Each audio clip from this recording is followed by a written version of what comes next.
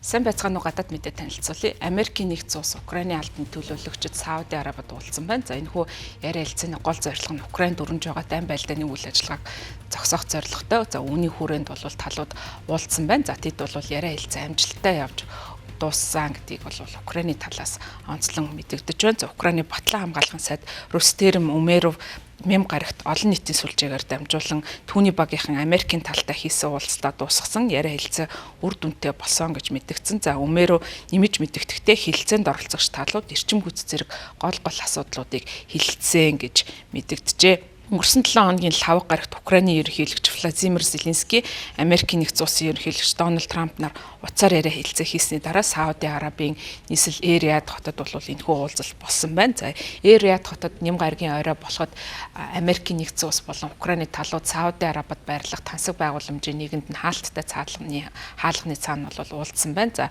Украины батлан хамгаалахын сайд бол Украины төлөөлөгчдийг тэргүүлэн энэ удаагийн яриа хэлцээнд оролцсон байна. За энэ үеэр бол Украины ерөнхийлөгч Зеленский Оросын эрчим хүчний байгууламжинд халдлагыг зогсоох тохиролцоог бол баталгаажуулан Америкийн талд мэдгдсэн байна. За Украины төлөөлөгчид Эр-Рияд хотод уулзахдаа Америкийн төлөөлөгчтэй гол ярилцсан асуудал нь бол дэд бүтцийн байгууламжийн халдлагыг зогсоох тухай саналыг хэлэлцэхийг Америкийн талд бас санал болгосон байна. За харин Оросын холбооны улсын хувьд бол гал зогсоох хэлэлцээрт гарын үсэг зурах гэж ярихгүй байгаа гэдгээ харуулсан. За Владимир Путин бол Вашингтоны санал болгож байгаа. За мөн Киевийн хүлээн зөвшөөрсөн 30 хоногийн гал зогсоох хэлэлцээрийг зөвшөөрөхөөс өмнө олон тооны урьдчилан нөхцлүүдийг Оросын талаас дэвшүүлж байгаа. За өнгөрсөн Бэм гарагийн шөнө Украин улс Оросын холбооны улсын нийсгчгүй онгоцны товтлогоонд бол өртсөн. За энэ бол сүүлийн үед болж байгаа хамгийн их олон байгууламжийг хамарсан ийм халдлага болсон байна. За үүнд бол 3 хүн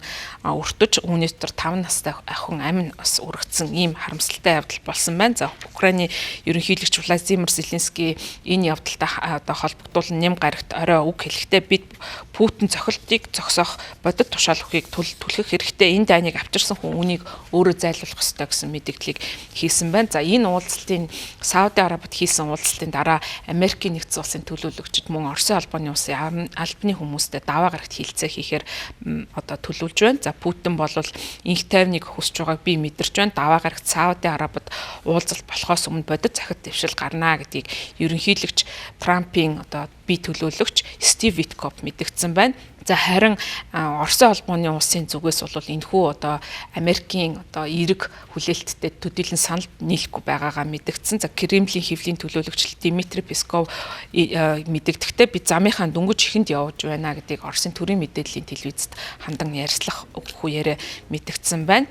За ер нь бол Америкийн нэгдсэн улсын зүгээс бол гал зогсоохыг хоёр талд бол шахалт үзүүлж байгаа. За одоогийн байдлаар бол хэдийгээр Америкийн нэгдсэн улсын талаар тодорхой шахалт үзүүлж байгаа ч гэсэн энэхүү гэрээ хэлцээтэй холбоотой тодорхой ахиц дэвшил бол харагдахгүй байна.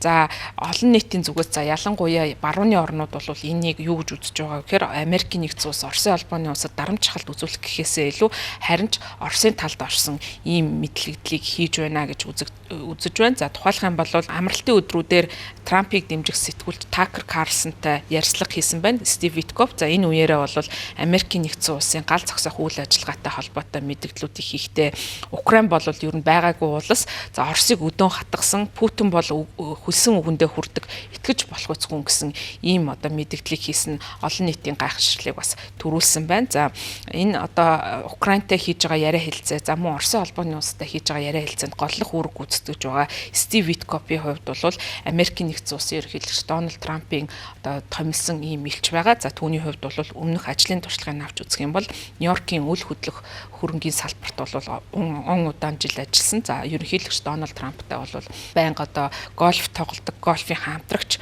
хүн юм байна. За тэгээд түүний хувьд бол сүүлийн үед яг энэ яриа хэлцээг бол голлон удирдах явуулж байгаа. За мөн Их Британий ерөнхий сайд Сэр Кэр Стамер бол Украинд инх тайван тогтоохтой холбоотой Их Британий төлөвлөгөөг танилцуулсан. За үүндээ бол Их Британи энд үйл ажиллагаанд туслах зорилгоор цэргийн хүчийг байрлуулах боломжтой гэсэн ийм мэдээлэл хийсэн. За үүнд үүний хариуд бол Стив Витков энийг бол дүр үзүүлсэн хэрэг явдал болсон гэсэн ийм мэдээллийг хийж байна. За цаашдаа бол Украинд гал зогсоохтой холбоотой дайн байлдааны үйл ажиллагааг зогсоож инх таймд хүрэх тухай хэлэлцээрүүд Сауди Арабид өрнөх төлөвтэй байна. За удахгүй даваа гарагт бол энэ яриа хэлэлцээний эхний бас нэг шат нь явагдана гэж хүлээлттэй байна. За Сауди Арабын хувьд бол сүүлийн үед олон улсын маргаантай асуудлуудыг зохицуулах, за тэр дундаа Украины хямралыг намж яхад гол одоо зуучлагчаар ажиллаж байгаа. За Сауди Арабын хувьд бол энэ бас өөрийн шалтгаантай. За учир нь бол тус улсын хувьд бол зарим одоо хүний эрхийн асуудалтай холбоотой, за мөн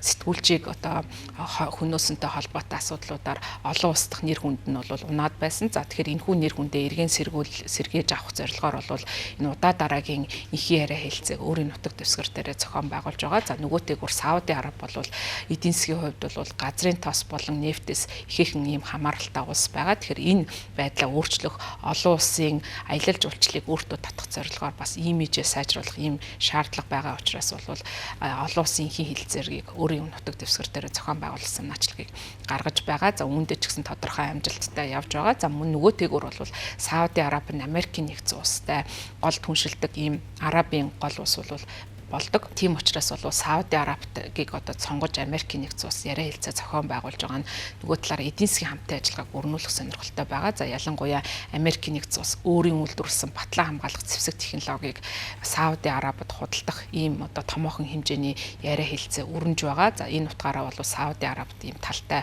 бодлогыг бол Дональд Трамп явуулж ирсэн. За 2017 онд бол Америкийн нэгдсэн улсын ерөнхийлөгчөөр сонгогдсны дараа хамгийн анхны гадаад айлчлалаа Сауди Арабаас эхэлж хийж байсан юм удаатай. Мөн сая Давост болсон дэлхийн эдийн засгийн форумд оролцох үеэрээ Сауди Арабын угсаа залгамжлах хунтайж Мухаммад Аль бин Саламаныг бол сайн хүн, энэ хүнтэй бол дотн харилцах сонирхолтой байгаагаа Америкийн нэгдсэн улсын ерөнхийлөгч бас илэрхийлж байсан. За тэгэхээр Сауди Арабын угсаа залгамжлах хунтайж, за ерөнхий сайдын үр гүйцэтгэгч энэ хүний удирдлаганд орвол Сауди Араб бүс нутагтаа инх тайвныг тогтоох энэ чиглэлд бол ихээхэн одоо онцгой байр суурийг бол эзлэн гарч ирж байгаа нь энэ удаагийн уулзалтуудаар харуулж байна.